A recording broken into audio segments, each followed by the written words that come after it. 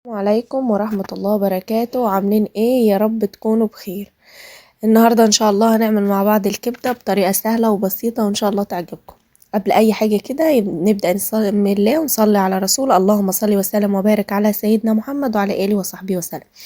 معايا كده كيلو من الكبدة، هحط عليه طبعا بصلاية صغيرة وفلفل اخضر. انا ما بحبش احط عليه فلفل الوان ولا اي حاجه، بحب احط فلفل اخضر بس. معايا معلقتين توم كبار، ومعايا معلقه ملح صغيره، ومعايا معلقه كمون كبيره. دي الحاجات اللي انا هشتغل بيها. بالنسبه للكبده انا عصر عليها نص ليمونه بس، وسايباها كده تتصفى في مصفى.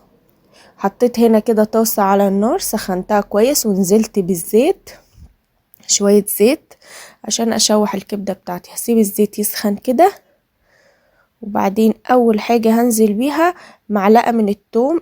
من المعلقتين اللي معايا هاخد معلقة واحدة دلوقتي، هشوحها كده.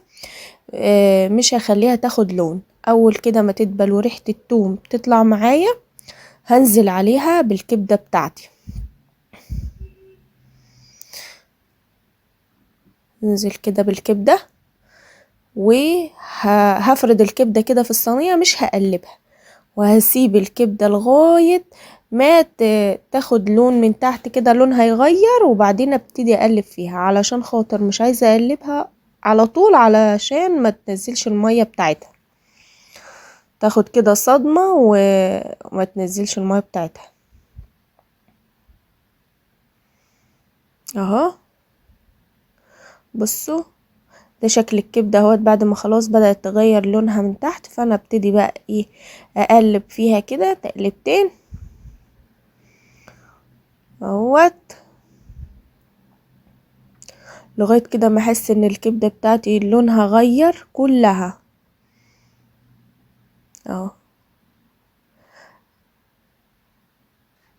اول ما الكبدة بتاعتي لونها تتغير كلها، هبتدي انزل بقى بالخضار اللي معايا. اول حاجة هنزل بيه البصل واقلب،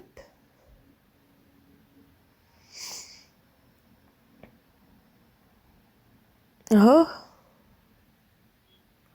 انزل كده بالبصل بتاعي واقلب لغاية ما البصل يدبل كده ويدوب في قلب الكبدة يعني اهوت.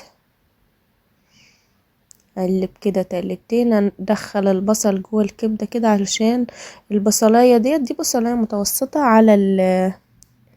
على كيلو الكبده. وافضل اقلب كده شويه، وبعدين انزل بالفلفل، شويه فلفل حلوين كده عشان هما اللي بيدوا للكبده طعم.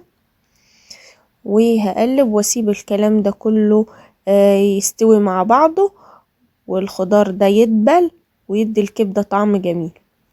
بعدين هروح نازله بقى باخر حاجة معايا الكمون. انا ما بحطش للكبدة اي توابل غير كمون وملح فقط لا غير.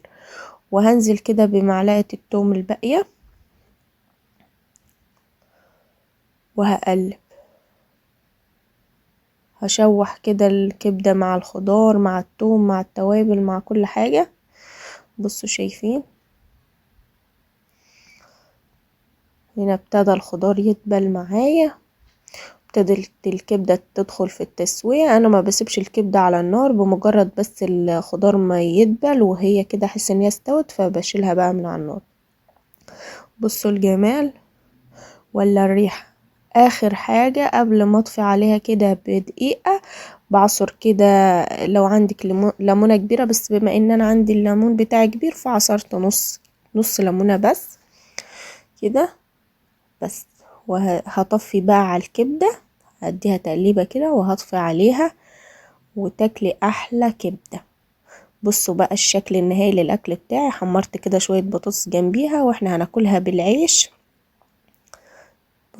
بصوا لي بقى على الكبدة وجمال الكبدة. شايفين؟ وبكده يكون فيديو النهاردة خلص. يا رب يكون عجبكم ويا رب تكونوا استفدتوا منه. لو عجبكم الفيديو ما تنسونيش في اللايك وشير وسبسكرايب للقناة. بحبكم جدا في الله. مع السلامة.